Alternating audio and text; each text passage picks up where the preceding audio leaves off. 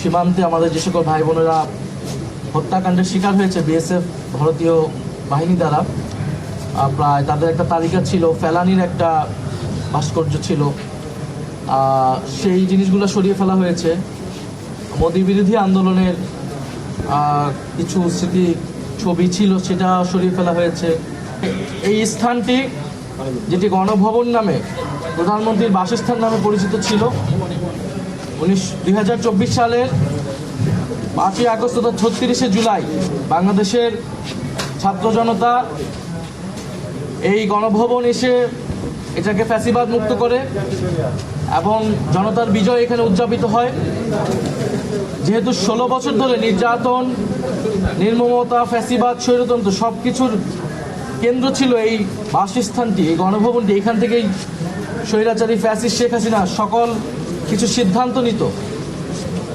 মানুষকে নির্যাতন করা, রাষ্ট্রীয় প্রতিষ্ঠান ধ্বংস করা, অর্থনৈতিক লুটপাট, দুর্নীতি সহ বিগত 16 বছর যত এদেশের ক্ষয়ক্ষতি হয়েছে, তো সেই নির্যাতন, নির্মমতা এবং মানুষের প্রতিরোধের এবং বিজয়ের স্মৃতিচিহ্ন সম্বলিত এই স্থানটিকে অন্তর্বর্তী সরকার জাদুঘর করার সিদ্ধান্ত নেয়। সেই অনুযায়ী কাজ শুরু হয় এবং আমরা দেখতে পেলাম যে এবছর এই 5ই আগস্ট এটা উদ্বোধন করেছেন বর্তমান সরকার।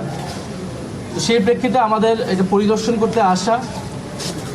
অন্তর্বর্তী সরকারের সময় মূলত এটা কাজ মোটামুটি শেষ হয়েছিল, উদ্বোধন করার মতো শেষ হয়েছিল। এই সরকার এসে গত 5 মাস সময় নিয়েছে। আমরা সংসদে এবং সংসদের বাইরে প্রচুর কথা বলেছি জাদুঘরটি খুলে দেওয়ার জন্য। এবং আজকে আমরা, যেহেতু অন্তর্বর্তী সরকারের সময়ে আপনারা জানেন, শেষ সময়ে তখন একটা পরিদর্শনে আমি এসেছিলাম। আমি সেই সময় সালাউদ্দিন সাহেব এবং এখনকার বিরোধী দলীয় নেতা ডক্টর মোহাম্মদ ইউনূস সহ তো কিছু পরিবর্তন আমরা দেখতে পেয়েছি যে এই সরকার এসে পরিবর্তন করেছে। এবং বিশেষত আমরা বলবো যে এখানে সীমান্ত হত্যার একটা সেগমেন্ট ছিল। আমাদের যেই সীমান্তে আমাদের যে সকল ভাই বোনেরা হত্যাকাণ্ডের শিকার হয়েছে বিএসএফ ভারতীয় বাহিনী দ্বারা, প্রায় তাদের একটা তালিকা ছিল, ফেলানির একটা ভাস্কর্য ছিল, সেই জিনিসগুলো সরিয়ে ফেলা হয়েছে। মোদি বিরোধী আন্দোলনের কিছু স্মৃতি ছবি ছিল, সেটা সরিয়ে ফেলা হয়েছে। বিএনপির, আমরা যখন এগারোবার ছিলাম তখনও গত 16 বছরের বিষয়গুলো দেখানো হয়েছে। সেখানে বিএনপির যে নির্যাতিত হয়েছে তারা দল হিসেবে সেগুলোর কন্টেন্ট ছিল, সেই কন্টেন্টগুলো এবার বৃদ্ধি করা হয়েছে, বাড়ানো হয়েছে। একটু দলীয় বক্তব্য এসেছে, বয়ান এসেছে, সেটা বেড়েছে। তো জাদুঘর এটা সবসময় এইটা একটা আপডেটের মধ্যে থাকবে। এটা আমরা গতবারও যখন কথা বলেছিলাম এবং গতবার যখন আমি এসেছিলাম তখনও আমরা মতামত দিয়েছিলাম। আজকেও আমরা যারা এখন দায়িত্বে আছে তাদেরকে আমরা মতামতগুলো দিয়েছি, আমাদের যেটা পর্যবেক্ষণ। বিশেষত জুলাই গণঅভ্যুত্থানের যেই সেগমেন্টগুলো রাখা হয়েছে সেগুলোকে আরও এলাবোরেট করা উচিত, টাইমলাইন ধরে ধরে সেটার বয়ানটা আসা উচিত। বিশেষত প্রাইভেট ইউনিভার্সিটি, মাদ্রাসা স্টুডেন্ট, তাদের যে ভূমিকা সেগুলো আলাদাভাবে আসা উচিত, সেগুলো আলাদাভাবে এখানে আসে নাই।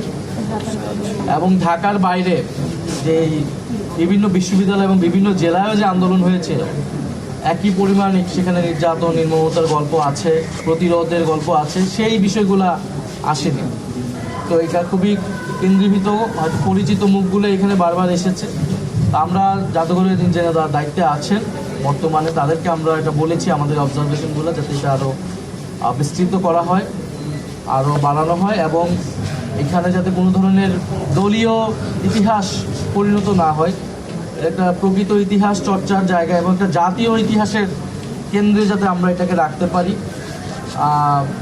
কারণ আমরা এর আগে দেখেছি, এর আগের সময়গুলোতে মুক্তিযুদ্ধের ইতিহাস নিয়েও এটা হয়েছে, দলীয়করণ হয়েছে, একদল আসছে, পাঠ্যপুস্তক পাল্টে গিয়েছে, ইতিহাস পাল্টে গিয়েছে।